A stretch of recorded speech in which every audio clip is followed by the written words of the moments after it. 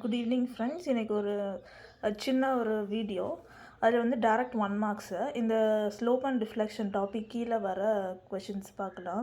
So டேரெக்டாக ஃபார்முலாலேருந்து இந்த மாதிரி ஸ்டேட்மெண்ட்ஸ்லேருந்து 1 மார்க்ஸ் கேட்குறாங்க. ஸோ அது எப்படின்னு பார்க்கலாம்.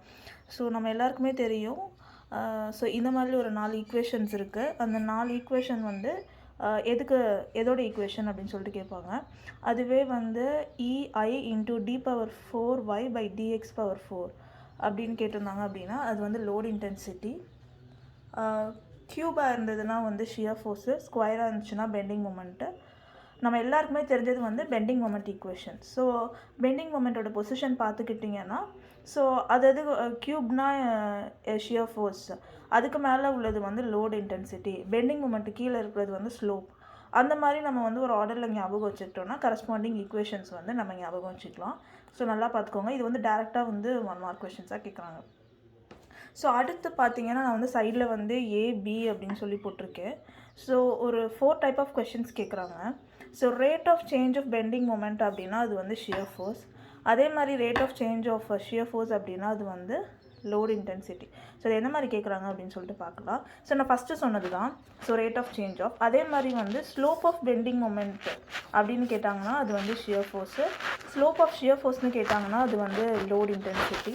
அதே மாதிரி the change of bending moment between any 2 points is equal to the area of shear force diagram between the same 2 points. So அதே மாதிரி பெண்டிங் மொமெண்ட்டுக்கு பதிலாக இந்த இடத்துல ஷியர் ஃபோர்ஸ் அப்படின்னு கேட்டிருந்தாங்க அப்படின்னா that will be equal to the area of load intensity diagram. Okay. So இந்த மாதிரி இந்த 3 ஸ்டேட்மெண்ட்ஸ். அதே மாதிரி இன்னும் ஒரு டைப் கூட இருக்குது. The slope of curve of bending moment diagram is ordinate of shear force diagram. So அதே மாதிரி ஷியர் ஃபோர்ஸ் டயக்ராமுடைய ஸ்லோப் வந்து ordinate of the load intensity diagram. So இந்த மாதிரி கொஷின்ஸ் கேட்குறாங்க. ஸோ இதுக்கு நம்ம ஞாபகம் வச்சுக்க வேண்டிய ஒரே ஆர்டர் வந்து ஸோ ஹையஸ்ட் பவர் வந்து லோட் இன்டென்சிட்டிக்கு இருக்கும். ஸோ அப்படியே கிராஜுவலாக டிக்ரீஸ் ஆகிக்கிட்டே வந்து லீஸ்ட் வந்து ஸ்லோப்புக்கு இருக்கும். ஸோ ஒரு 4 ஈக்குவேஷன்ஸ் நம்ம பார்க்க போகிறோம். ஃபஸ்ட்டு வந்து load intensity, shear force diagram, bending moment, slope.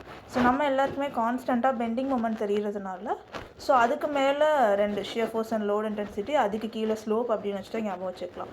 So கண்டிப்பாக இதிலேருந்து ஒரு கொஷின்ஸ் வந்து எல்லா எக்ஸாம்லேயும் இல்லாட்டியும் இது வந்து ஒரு முக்கியமான டாபிக் தான். ஸோ இதில் கான்செப்ட் எதுவும் இல்லை, பட் எப்படி வந்து ஐடென்டிஃபை பண்ணலாம், எப்படி ஈஸியாக வந்து இதுக்கு இது அப்படின்னு ஞாபகம் வச்சுக்கலாம் அப்படின்னு சொல்லிட்டு இந்த 4 ஆர்டர் மட்டும் ஞாபகம் வச்சுக்கிட்டிங்கன்னா இது ஈஸியாக டேக்கிள் பண்ணிக்கலாம்.